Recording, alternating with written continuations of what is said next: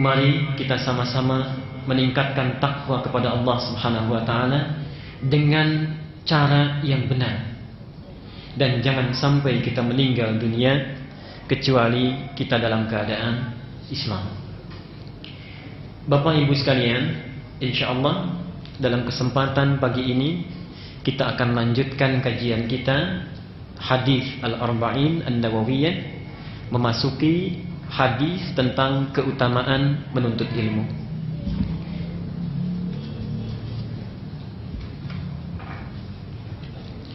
Saya baru tiba dari perjalanan. Saya menulis hadis ini tadi di mobil di jalan. Jadi mohon maaf tidak membuat resume seperti biasa, karena baru saja tadi di jalan perjalanan saya menulis hadis ini. Tapi saya ingin komentari dulu tadi pengumuman undangan dari Majelis Ummahat Didakta, itu hadis palsu ya. Wanita tiang negara itu bukan hadis.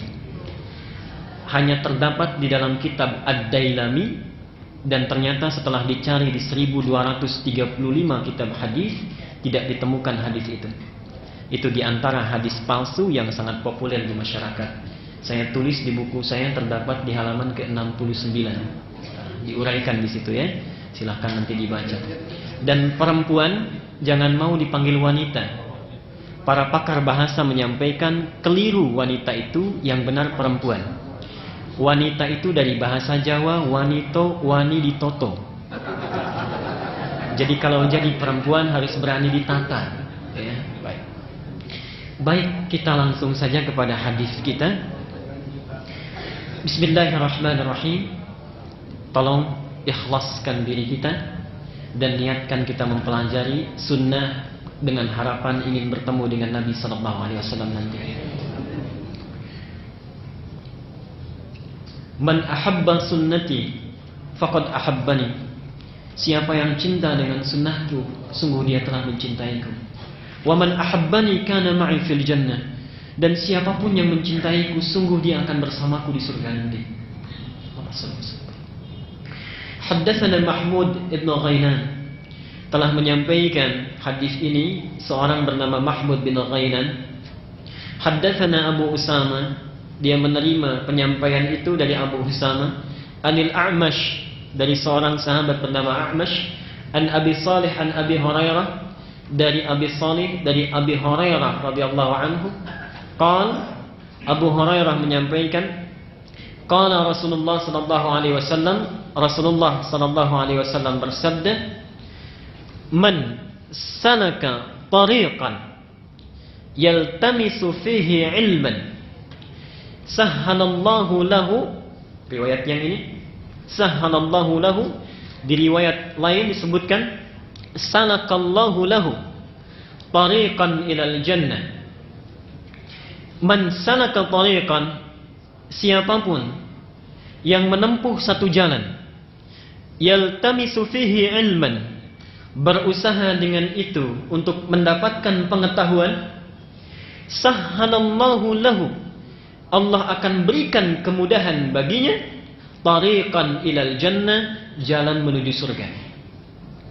Hadis ini diriwayatkan oleh Imam At-Tirmidzi atau At-Turmudzi dalam kitabnya Al-Jami' As-Sahih, dikenal dengan Sunan At-Tirmidzi.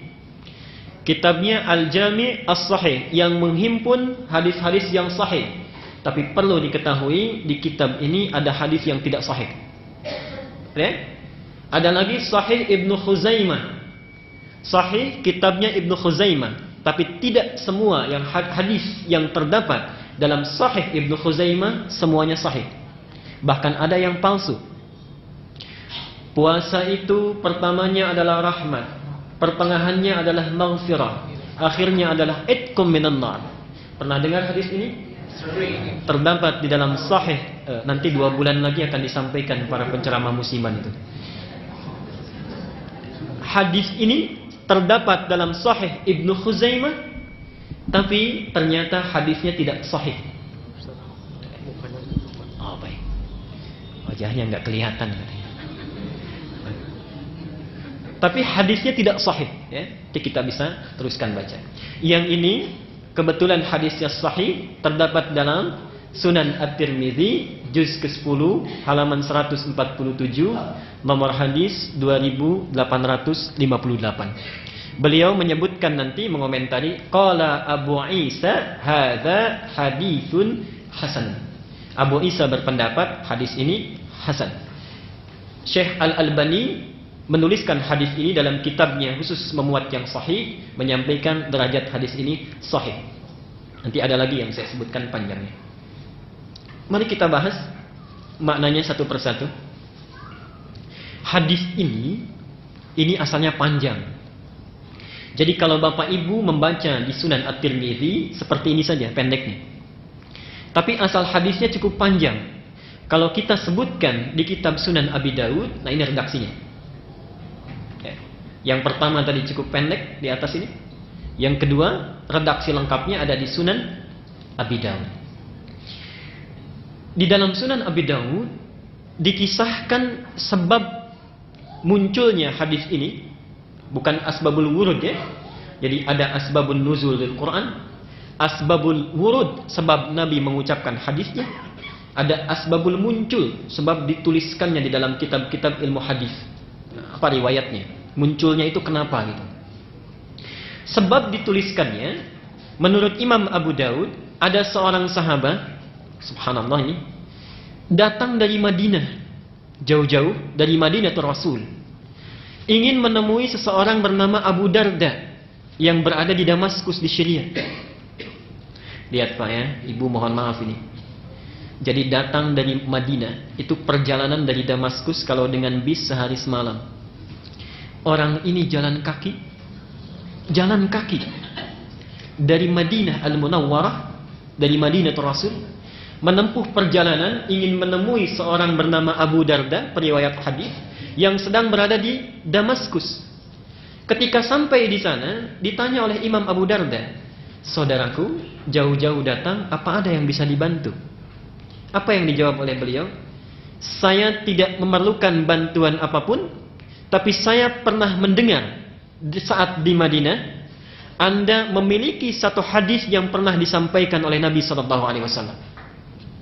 Jadi datang berperjalanan kaki hanya untuk mendapatkan satu hadis yang jaraknya ditempuh dari Madinah ke Damaskus, yang kalau ditempuh dengan menggunakan bis 1 hari 1 malam, hanya untuk mendapatkan satu hadis Nabi SAW. Sahabat dan tabi'in ya. Ibu bapak, zaman Nabi dulu orang ingin sholat di masjid itu sampai jauh ditempuh, fasilitasnya tidak bagus. Ingin mendapatkan ilmu, dia cari sampai dengan jalan kaki. Imam Ahmad pernah jadi kuli di pasar untuk mendapatkan bekal. Imam Syafi'i digendong ibunya dari Gaza menuju Makkah supaya anaknya bisa belajar. Imam Ahmad ayahnya meninggal, ibunya merawatnya dari kecil, mengantarkan digendong ke majlis-majlis ulama supaya mendapatkan pencerahan. Hasilnya orang-orang besar. Kini kita, ustadznya datang langsung, tempatnya bagus, ada rekamannya. Kalau belum dengan semua itu belum mampu menjadikan kita semangat mencari ilmu, dengan cara apa lagi Allah harus menjadikan dan mengajarkan kita baik? Orang ini kemudian datang, lalu Abu Darda persis menyampaikan satu riwayat cukup panjang. Ini agak berbeda sedikit. Man salaka tariqan, siapa yang menempuh satu jalan, yatlubu fihi ilman, berusaha mendapatkan ilmu, khususnya ilmu agama, salakallahu bihi. Nah ini yang saya sebutkan di awal, yang pertama sahhalalahu, yang di sini salakallahu bihi tariqan ilal jannah min turuqil jannah, dimudahkan jalan menuju surga di satu jalan dari banyak jalan. Jadi kalau orang-orang itu ke surga banyak jalannya, kalau penuntut ilmu itu disediakan satu jalan khusus. Kalau yang lain dihisab dengan beberapa keadaannya, ya. Kalau penuntut ilmu itu hisabnya khusus satu jalan, tariqan ilal jannah. Bukan hanya itu. Saat dia belajar, saat menempuh perjalanan, wa innal malaikata la tad'u ajnihataha, dan sungguh para malaikat ketika ada orang menuntut ilmu, dia akan membentangkan sayapnya. Ridwan bi talibil ilmi, menyampaikan keridhaan. Kalau ada bahasa ridhaan di hadis, di Quran, artinya 3. 1,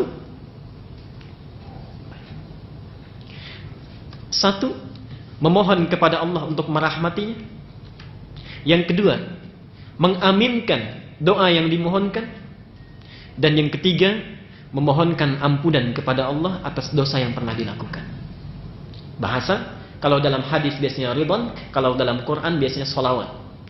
Innallaha wa malaikatahu yusalluna 'alal nabi. Mohon ini ada catatan sedikit pada para bapak ya, bisa maju sedikit Pak ke depan supaya di belakang bisa ditarik. Ada kasihan yang masih di luar ya. Kalau Jumatan terdepan itu dapat unta, pertengahannya sapi ya, kemudian dapat angsa, terakhir telur. Kalau sekarang enggak ya, insyaallah. Silakan yang masih di luar mungkin bisa masuk supaya lebih tenang.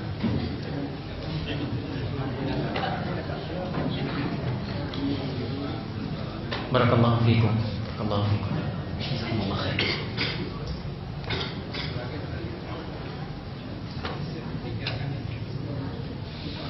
Baik, saya teruskan. Itu balu malaikat. Wa innal alim, dan sungguh orang yang sedang menuntut ilmu itu, la yastaghfiru lahu man fis samawati wa man fil ardi, akan memohonkan ampunan baginya penduduk langit dan bumi. Hadisnya baik sekali ini. Jadi bukan hanya malaikat, seluruh penduduk langit dan bumi, kalau kita tahu, memohonkan ampunan kepada penuntut ilmu ini.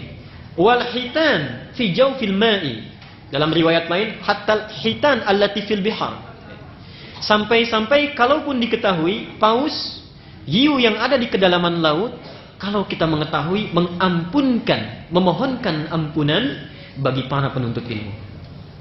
Wa inna fadlal alim 'alal 'abid. Bapak Ibu, penting saya sampaikan, hadis ini sering dipotong sampai sini, sehingga banyak diduga menjadi 2 hadis, padahal satu rangkaian hadis. Wa inna fadlal alim 'alal 'abid, dan keutamaan orang yang menuntut ilmu kemudian mengamalkan, perlu penting catatan, mengamalkan dengan ilmunya, keutamaannya dibandingkan orang yang ibadah saja tanpa ilmu, kafadlil qamari lailatul badri, seperti keutamaan terangnya cahaya rembulan di bulan purnama. Bahkan di hadis lain disebutkan keutamaan orang yang berilmu dan beribadah dengan ilmunya beda dengan orang yang ibadah tanpa ilmu 1000 bulan pahalanya. Ala sa'ilil kawakib wa innal ulama, dan sungguh para ulama itu warasatul anbiya, pewaris para nabi. Wa innal anbiya lam yuwarithu dinaran wala dirhaman, dan para nabi tidak mewariskan dinar dan dirham. Warasul ilma, hanya mewariskan ilmu saja. Faman akhadahu akhadha bihadhin wafir, dan siapapun yang mendapatkan ilmu itu, sungguh dia telah meraih keuntungan yang banyak. Hadis ini sering dipisah jadi 3. Ini kelengkapan hadisnya. Yuk kita bahas satu-satu ya. Hari ini kita akan bahas huruf man saja.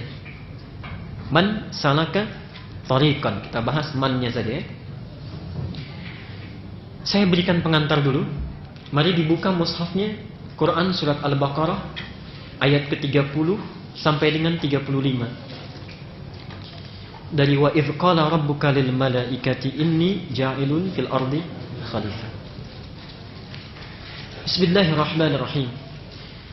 Wa idz qala rabbuka lil malaikati inni ja'ilun fil ardi khalifah. Qalu ataj'alu fiha man yufsidu fiha wa yasfiku ad-dima wa nahnu nusabbihu bihamdika wa nuqaddisu lak. Qala inni a'lamu ma la ta'lamun. Tatkala Allah berfirman, tatkala Tuhanmu ya Muhammad berfirman kepada para malaikat, aku ingin menjadikan di muka bumi itu seorang khalifah. Baik. Nanti lihat bedanya ya. Ayat ini persis mirip sekali redaksinya dengan di surat Al-Hijr ke-15, surat 15 ayat ke-28. Kalau di Al-Hijr ayat ke-28 redaksinya, wa idz qala rabbuka lil malaikati inni khaliqun basyara. Di sini inni ja'ilun fil ardi khalifah. Saya ingin terangkan sebentar. Ada perbedaan antara khalaqa dengan ja'ala. Kalau khalaqa itu menjadikan sesuatu yang wujudnya tadinya belum ada. Ini penghapus ya, belum ada. Kemudian saya buat sampai ada wujudnya. Dalam bahasa Arab dinamakan dengan khalaqa. Ana khalaqtul mimha. Saya membuat penghapus sampai ada. Baik. Kalau bendanya sudah ada, tapi fungsinya belum ada, materinya ada, zatnya ada, wujudnya ada, tapi fungsinya belum ada. Penghapus untuk apa Pak, Ibu? Belum tentu. Mungkin saya jadikan untuk melempar orang yang ngantuk. Bisa ya? Baik. Fungsinya belum ada. Nah, fungsi ini diungkapkan dalam bahasa Quran dengan ja'ala. Jadi ayat Al-Hijr ingin menyampaikan Adamnya sudah dicipta. Jadi Adamnya sudah ada itu dengan Hawa. Tapi misinya belum diberikan. Fungsinya belum diberikan. Di surat Al-Baqarah ingin menerangkan saat penyampaian fungsi dan misi itu di launching visi Adam ini di hadapan penduduk langit para malaikat. Dan jin pun hadir, termasuk iblis. Iblis hadir saat itu. Ya. Jadi iblis masuk dalam kalangan jin. Di surat Al-Kahfi, kana minal jinni fafasaqa an amri rabbih. Ya? Baik. Disampaikan oleh Allah, Adam sudah tercipta, dibuat misinya sebagai khalifah di muka bumi. Khalifah ini punya dua makna dalam bahasa Arab. Asal katanya dari kata khalafa, sesuatu yang menggantikan. Sesuatu yang menggantikan atau saling menggantikan. Manusia disebut dengan khalifah karena kehidupannya akan saling menggantikan. Hari ini kita hidup, meninggal, datang anak kita. Anak kita meninggal, datang cucu kita. Begitu seterusnya. Karena ada siklus pergantian inilah, maka dinamakan manusia sebagai zatnya khalifah. Karena itulah Quran surat An-Nisa ayat 9 mengatakan, jangan sampai kita meninggalkan keturunan yang lemah. Harus khawatir itu. Pendidikannya, fisiknya, wal yakhshal ladina law taraku min khalfihim dzurriyyatan dhi'afan. Khafu 'alaihim, harus khawatir dengan keadaan mereka.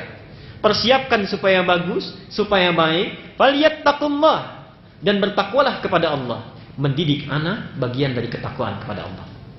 Saya teruskan dulu. Yang kedua, alhamdulillah.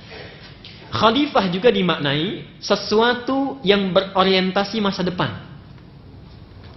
Ada istilah salaf dan khalaf. Salaf yang telah lalu, ada salafiyah, saudara-saudara kita salafi. Jadi ingin menisbahkan pola ibadah aktivitasnya seperti dicontohkan generasi masa lalu. Lawannya khalaf. Khalaf itu generasi masa depan. Manusia dinamakan dengan khalifah karena diberi tugas oleh Allah untuk menata bumi ini supaya maju, baik, makmur dalam rangka ibadah kepada Allah Subhanahu wa taala sesuai dengan peredarannya dan memiliki visi untuk kepentingan masa depan. Oke. Nah, terkait dengan dua fungsi ini, Allah bukan hanya memberikan misinya, tapi sekaligus diberikan bekalnya. Jadi ada bekal yang diberikan oleh Allah supaya misi khalifah ini berjalan baik saat kita berada di muka bumi. Yang menarik, bekal itu bukan harta, bukan kedudukan, bukan uang, bukan makanan, tapi bekal itu diungkapkan dalam ayat ke-31-nya, wa 'allama Adamal asma. Bekal itu adalah ilmu pengetahuan. Jadi seseorang bisa menjadi pengganti generasi yang baik kalau dia punya bekal ilmu. Seseorang bisa sukses dalam kehidupan di dunianya kalau dia punya bekal ilmu. Seseorang bisa baik dalam profesi keduniaannya kalau dia punya bekal ilmu. Seseorang akan baik ibadahnya kalau dia punya dasar ilmu. Karena itulah bekal pertama yang diberikan oleh Allah kepada Adam bukan yang lain melainkan ilmu. Wa 'allama Adamal asma.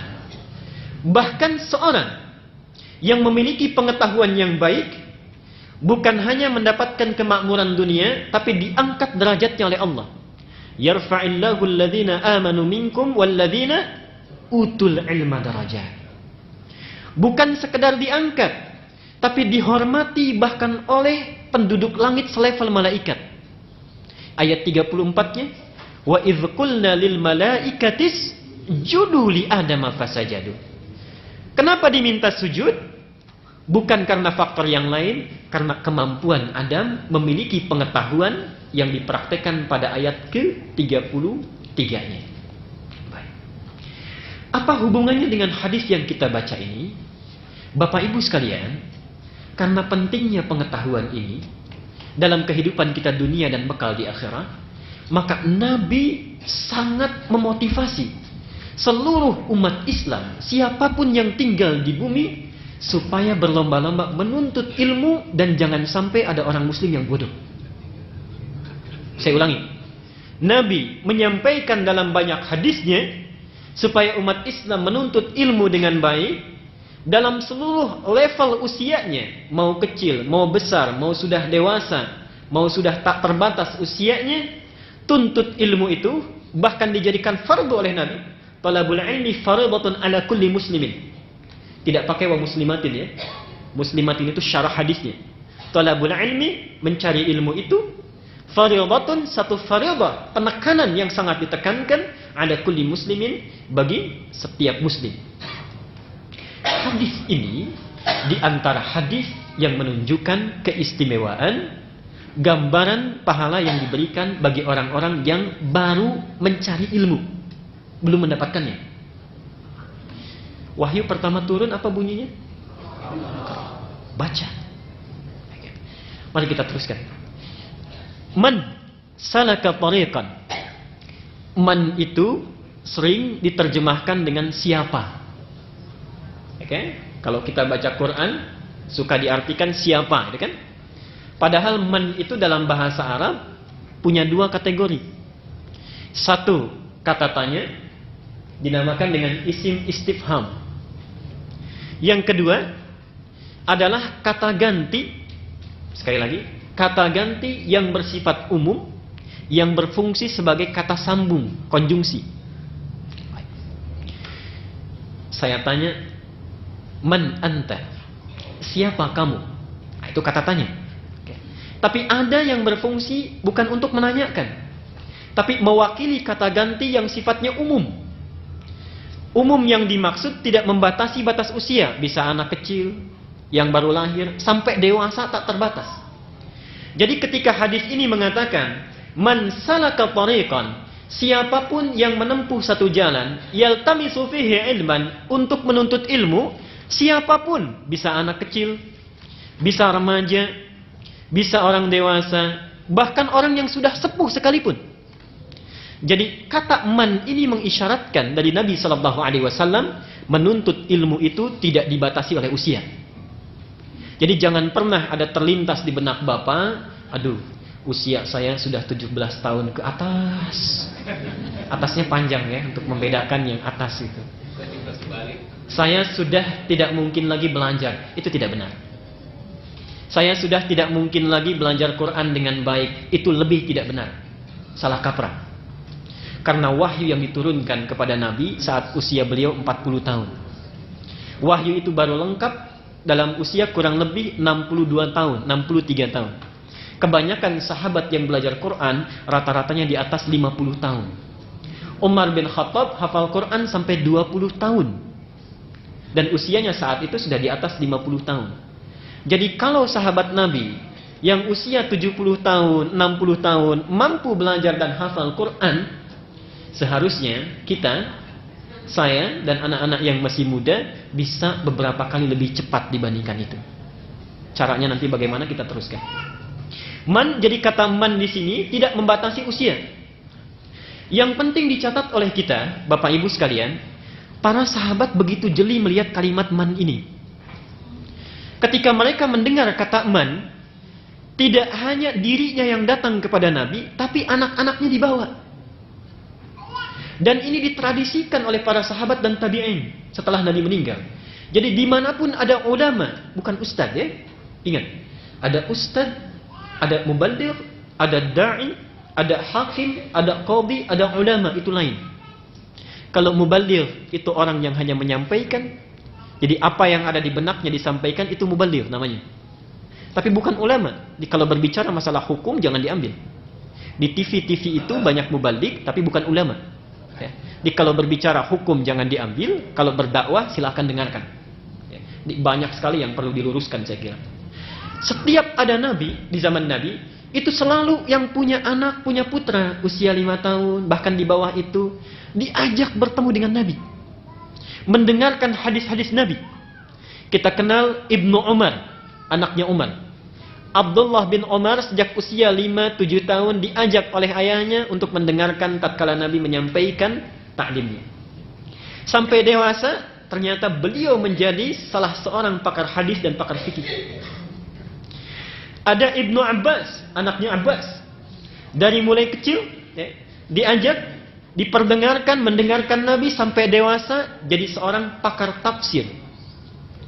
Ada Ali bin Abi Thalib, di antara anak-anak yang lebih dulu masuk Islam. Ada Umar bin Abi Salma, yang sengaja diutus oleh ayah ibunya untuk diasuh oleh Nabi.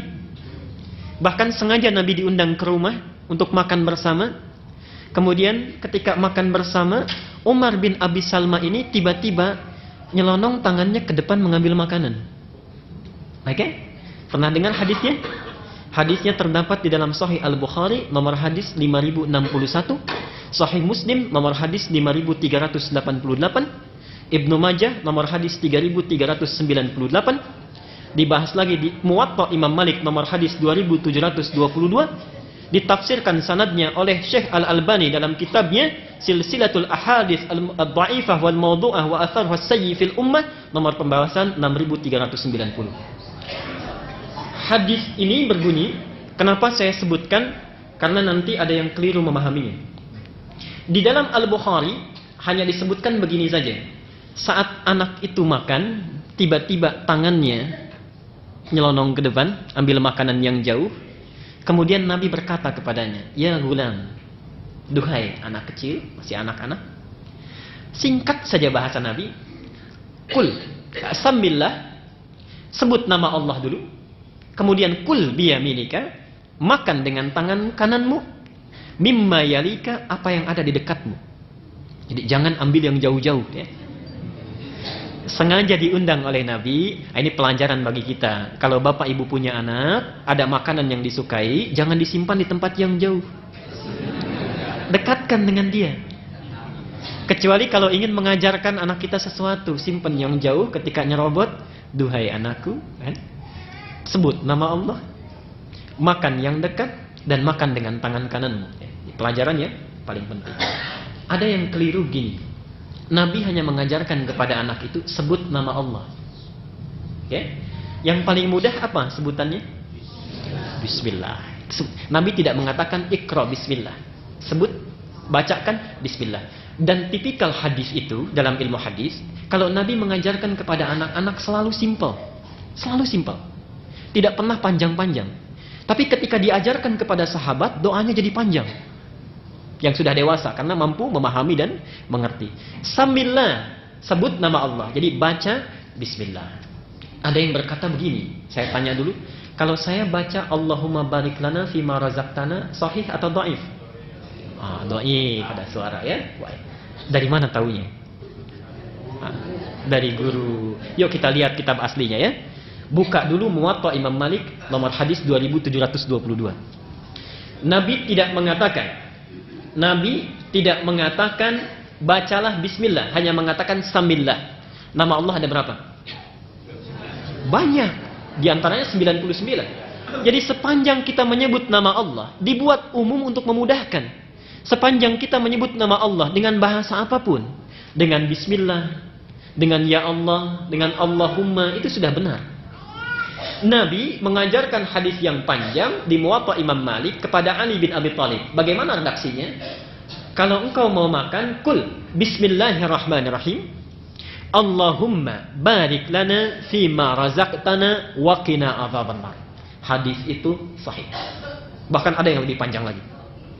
Sekarang dari mana munculnya pernyataan hadis itu dhaif? Nah, ternyata ada orang keliru baca kitab.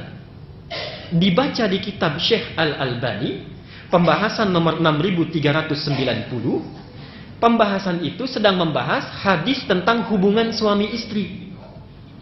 Jadi ada hadis dhaif berbunyi begini. Kalau seorang suami istri berhubungan, yang sebelum berhubungannya dia membaca Allahumma barik lana fima razaqtana wa qina adzabannar. Betul. Silakan dibuka. Maka anak yang lahir tidak akan disentuh oleh setan. Itu hadisnya. Dibahas oleh Syekh Muhammad Nasiruddin Al-Albani, hadis ini kualitasnya dhaif karena bertentangan dengan doa sahih yang diajarkan oleh Nabi. Orang-orang mengira yang dhaif ini hadis tentang makanan, padahal hadisnya berbeda. Ya. Jadi hadis tentang makanan terpisah dengan hadis yang tadi. Yang satu dhaif, yang lainnya sahih. Itu yang penting saya luruskan. Itu banyak sekali. Dan banyak orang keliru. Ada hadis tentang begini. Nikahilah perempuan itu, jangan nikahi perempuan kecuali 4 hal terdapat dalam dirinya. 1, limaliha. Yang kedua, li jamaliha. Yang ketiga, li hasabiha. Yang keempat, li diniha. Nikahi perempuan itu karena 4 hal. Hartanya, karena parasnya, karena keturunannya, latar belakangnya, keempat agamanya. Kalau agamanya didapatkan, beruntung kita. Saya tanya pada bapak-bapak, terutama remaja kita, apa yang dimaksud dengan hartanya? Rata-rata kekayaannya. Satu kali main ke Baitur Rahimnya, belajar fikih salah kaprah. Tuh, ada beberapa yang salah kaprah. Maliha itu bukan kekayaannya, bukan. Dalam tafsir hadisnya disebutkan kemampuan dia mengelola harta saat setelah menikah yang bisa menyesuaikan diri dengan pendapatan suaminya. Oh. Jadi kalau kita punya anak laki-laki mau menikah, cari calon istri, kalau pendapatan baru sebatas 5 juta, jangan cari calon istri yang zakat mualnya sampai 10 juta. Tidak akan seimbang. Cari yang kemampuannya bisa menyesuaikan. Li jamaliha sering diartikan cantiknya. Itu juga keliru. Ingat, jelek itu mutlak, cantik itu relatif. Okay? Itu rumus itu. Okay? Jelek itu mutlak, cantik itu relatif. Nah, relatifnya diikat oleh hadis yang lain. Orang cenderung menganggap li jamaliha itu karena cantiknya. Dicari yang cantik, padahal bukan itu. Ditafsir oleh hadis yang lain. Cantik itu yang dimaksudkan adalah jika engkau memandangnya, damai rasanya hatimu, menyenangkan keadaanmu, menyejukkan jiwamu. Banyak ya. Jadi apa maksudnya? Ada banyak orang mungkin yang parasnya nilainya 100, kan? Ratu-ratu kecantikan itu kan mungkin parasnya bagus ya. Tapi ketika ditatap saja kita sudah tidak nyaman. Ada yang begitu. Dilihat pakaiannya tak pantas, kan? Tuturannya cerewet dan sebagainya. Tapi ada yang wajahnya mungkin poinnya 5, biasa, tapi dilihat parasnya saja sudah tenang hati kita, kan? Damai jiwa kita. Apa nanti maknanya? Kebutuhannya saat sudah berumah tangga. Suami pulang dari kantor banyak masalah, baru dibukakan oleh istri, lihat wajahnya saja sudah tenang, hilang semua permasalahan itu. Masya Allah, sejuk, seolah-olah nggak ada masalah. Itu diantaranya. Kita teruskan ya, teman. Man salaka tariqan, jadi baik anak kecil ataupun orang dewasa dan seterusnya. Kalau bapak ibu punya anak, punya putra, punya putri, mulai dari sekarang yuk, kalau ada taklim kita ajak. Biarkan dia mendengar. Minimal dia tahu tentang masjid. Kalau pilih sekolah yang baik, yang bisa mengajarkan dia kebaikan. Kalaupun sudah dewasa bahkan sepuh, jangan pernah putus asa mencari ilmu. Saya bacakan satu hadis lagi. Di antara keagungan Allah memuliakan 3 golongan. 1. Ikramu dzi syaibatil muslim. Allah akan muliakan seorang yang sudah beranjak sepuh tapi masih bersemangat meningkatkan keislamannya. Mohon maaf Pak ya Ibu, kalau ada yang usianya misalnya sudah beranjak sepuh kita tidak tahu kapan dia menghadap Allah, tapi masih semangat kita beristiqamah, menuntut ilmu, beribadah, itu akan dimuliakan oleh Allah. Tidak cukup dengan amin, harus diamalkan dulu. Amin sampai kiamat kurang 2 hari, nggak mau datang ke ta'lim tidak akan mulia. Tingkatkan dulu ibadahnya. Bahkan disejajarkan dengan yang kedua, 2 hal lagi. Yang kedua kata Nabi adalah hamilul Quran. Hamilul Quran. Ingat, saya tanya orang yang hafal Quran disebutnya apa Pak? Tuh, sudah salah kaprah. Tidak ada satu hadis pun yang menyebutkan penghafal Quran namanya hafidh. Itu hanya sebutan ulama dan penafsir hadis. Imam Muslim punya kitab Sahih Muslim bab Fadail Hafidhul Quran. Jadi itu tafsir. Hadisnya semuanya hanya 2 lafaz. Kalau tidak Sahibul Quran, yang kedua Hamilul Quran. Dan Nabi tidak sembarangan mengatakan itu. Lihat pilihan katanya. Maaf ya kepada penghafal Quran ini, hafidh itu sebetulnya gelar untuk penghafal hadis awalnya. Jadi kalau ada orang hafal hadis disebut al-hafidh. Tapi bukan hafal satu hadis. Batasnya ribuan hadis, 1000 sampai 2000 hadis dengan sanadnya. Dengan sanadnya, dengan an aba an b an c an d dan seterusnya. Itu disebut gelarnya al-hafidh. Oke? Nah, kalau hafal Quran namanya langsung dari Nabi Sahibul Quran atau Hamilul Quran. Ini ada maknanya ini. Mohon sampaikan kepada anak putra-putri ibu yang sedang menghafal Quran. Kenapa disebut penghafal Quran itu Sahibul Quran? Sahib itu dari kata sahabat. Sahabat itu orang yang selalu memikirkan keadaan yang disahabati, menghormati sahabatnya, memelihara persahabatan dengan baik, menempatkan dia di tempat yang baik. Jadi kalau orang mau hafal Al-Quran dengan cepat, jadikan Quran itu sebagai sahabat. Pilih mushaf yang baik. Jangan lecehkan mushaf itu di tempat yang buruk. Tempatkan di tempat yang baik. Baca Quran dalam keadaan berwudu menghadap ke arah kiblat. Itulah yang dinamakan dengan Sahibul Quran. Dan itulah nanti yang akan mendapat syafaat langsung dari Quran. Quran akan memberikan syafaat di ashabihi pada para sahabatnya, bukan di huffadhihi. Yang kedua Hamilul Quran. Ini lebih tinggi derajatnya dari Sahibul Quran. Hamilul Quran, orang yang mengandung Al-Quran, membawa Al-Quran.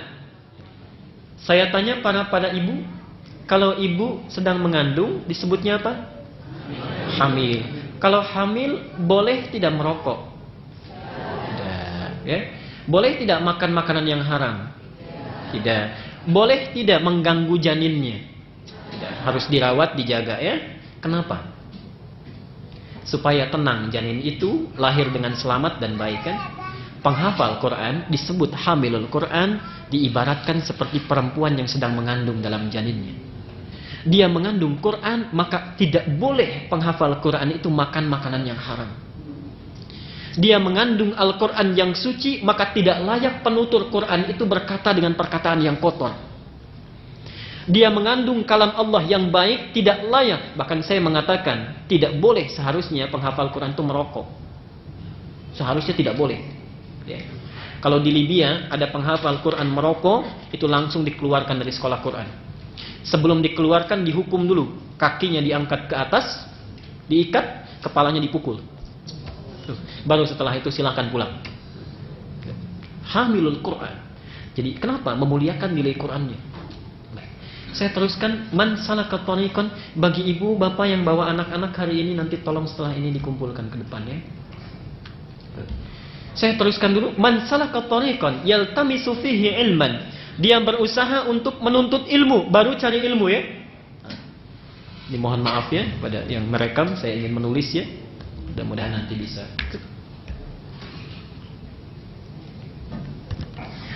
Tolong dibedakan. Ada menuntut ilmu baru mencari, ada mempelajari ilmu, redaksinya lain.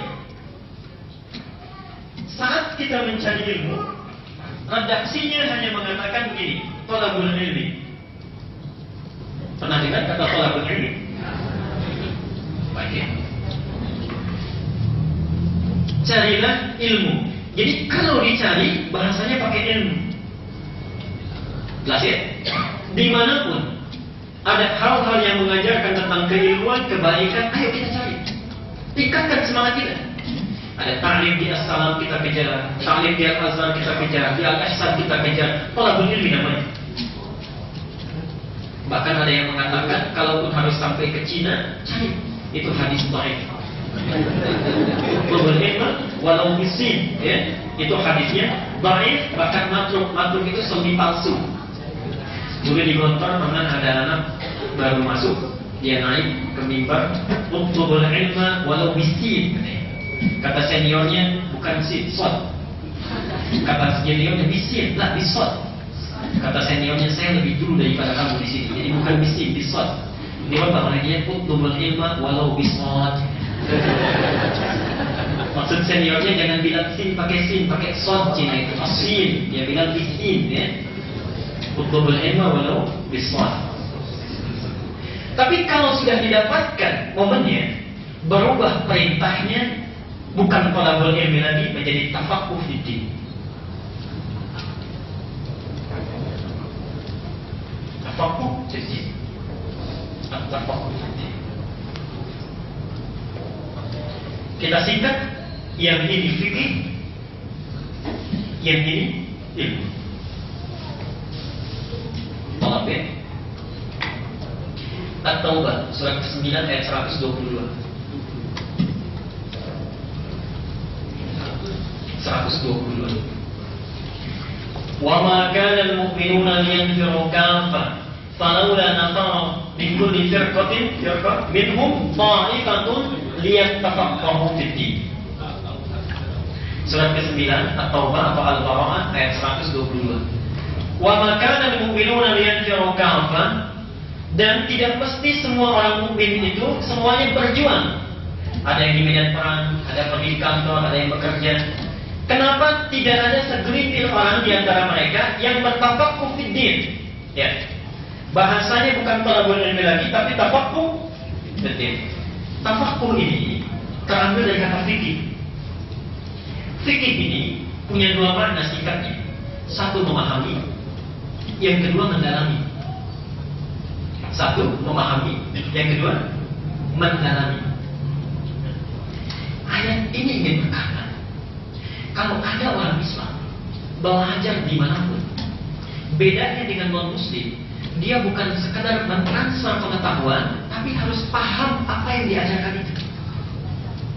Jadi kalau ibu punya putra, punya putri, disekolahkan dimanapun, pastikan mereka memahami pelajaran yang diajarkan.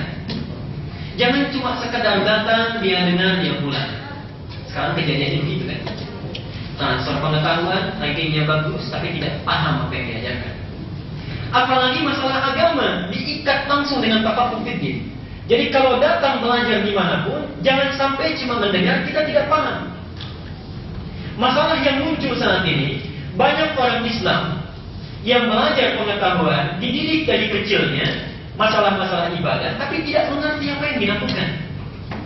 Ayo, saya tes satu-satu. Tes lagi ya. Kita sekarang sudah sholat setiap hari 5 waktu. Sederhananya, pahamkah kita apa yang dibaca dan dilakukan dalam sholat kita? Masalah. Orang sering haji, sering umrah, ya? Pahamkah apa yang dilalui dalam setiap ritual itu? Orang puasa tiap tahun, ketemu lagi. Kata Quran, orang puasa itu pasti takwa. Orang tarawih saja, baru tarawih. Ciri orang yang sukses tarawihnya itu tenang hatinya. Kenapa orang banyak tarawih sekian rakaat tidak pernah tenang, semangat galau. Dikasih lagi tahun depan begitu juga. Bahkan saking kuatnya, tarawih itu bukan dari Nabi. Tarawih itu dari penamaan ulama, asalnya qiyamul lail, qiyamul ramadan. Tarawih itu dinamakan oleh ulama dari kata roha. Roha itu dari kata roh, sesuatu yang membuat tenang. Jamaknya tarawih. Kenapa dinamakan dengan tarawih? Karena tarawih itu punya dua ciri. Lakukan sholat itu dengan tenang, nyaman. Yang kedua, ketenangan itulah nanti yang akan melahirkan kedamaian di dalam jiwa. Nah ini sudah salah pada prakteknya. Banyak di beberapa masjid, praktek tarawih itu sudah tidak tenang. Mau kemana Pak? Di masjid B. Kenapa? Sholatnya pendek, bacaan panjang. Tafaqquh fid din, satu. Jadi mohon sekali lagi, apapun yang dipelajari harus paham. Bahaya orang belajar agama tidak paham apa yang dia pelajari. Yang kedua, ini penting. Ternyata yang menerapkan pola ini hanya sedikit. Ayatnya berbunyi begini. Falau dan nafar, satu. Min kulli firqah, turun jadi firqah. Minhum ta'ifah, turun jadi ta'ifah. Nafar itu jumlah yang agak banyak. Jadi pasti dimanapun orang belajar itu awalnya banyak jumlahnya. Biasanya kalau perintis agak sedikit-sedikit, tapi yang datang itu bisa banyak. Contoh 40 orang. Kenapa turun jadi firqah? Firqah itu jumlah yang agak sedikit dari nafar. Orang yang datang mungkin banyak, tapi yang serius mungkin lebih sedikit, cuma 20 orang. Yang mencatat, yang punya program. Di antara yang serius ini, yang berhasil, yang sukses, cuma ta'ifah. Ta'ifah itu hitungan jari. Yang ranking 1 di sekolah berapa orang? 1. Tidak ada ranking 1 10 orang. Jadi daftar banyak, yang serius mungkin sebagiannya, yang berhasil mungkin 1, 2, 3 orang. Maksud Quran, jadilah kita di antara yang sedikit itu.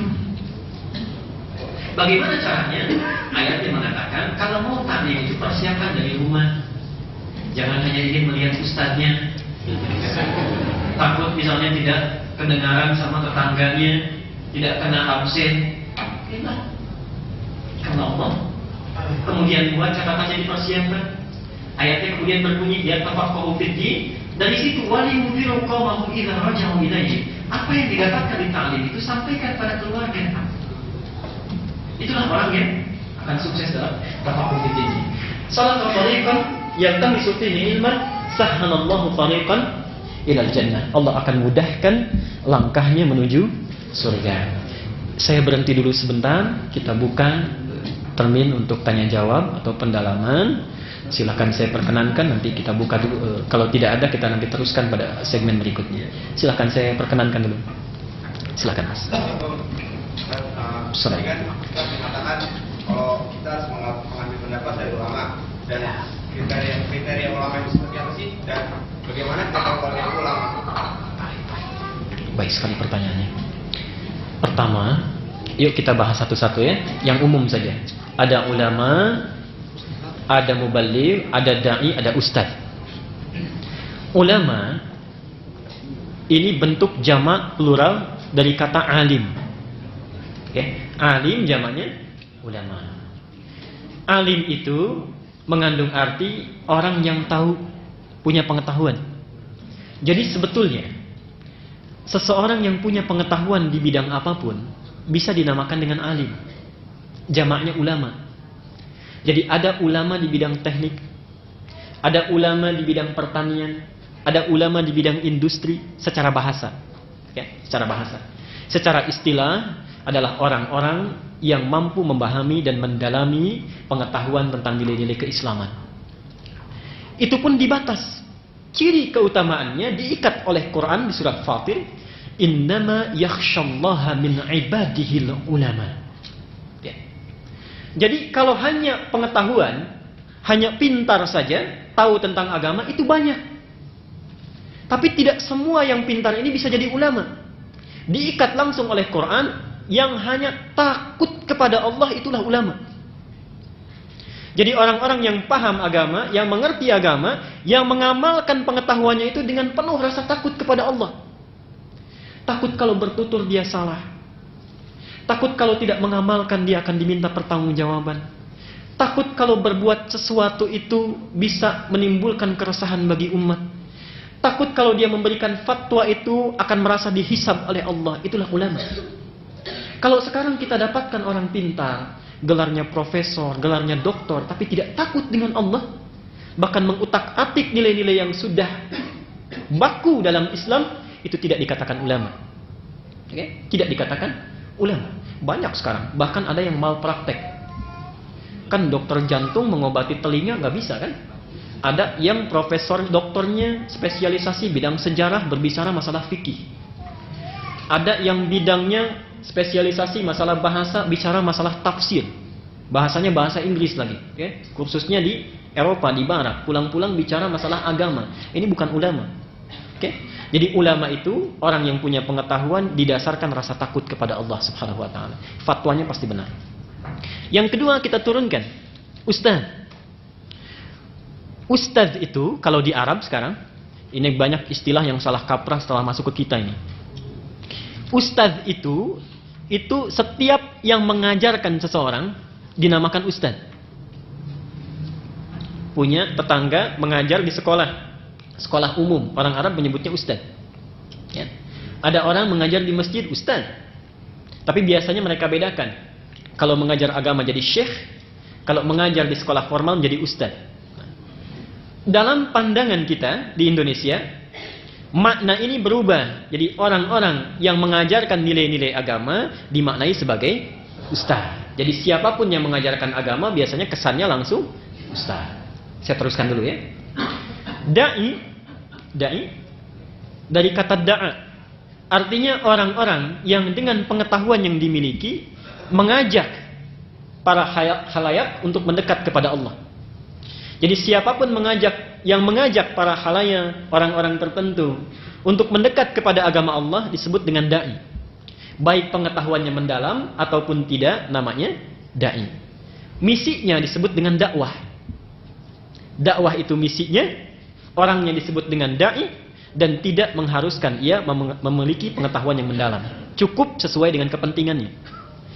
Yang terakhir adalah muballigh. Muballigh itu orang yang menyampaikan sesuatu yang ada dalam benaknya. Hati-hati ya. Bapak ibu menyampaikan informasi ya, kepada siapapun itu bisa dikatakan muballigh.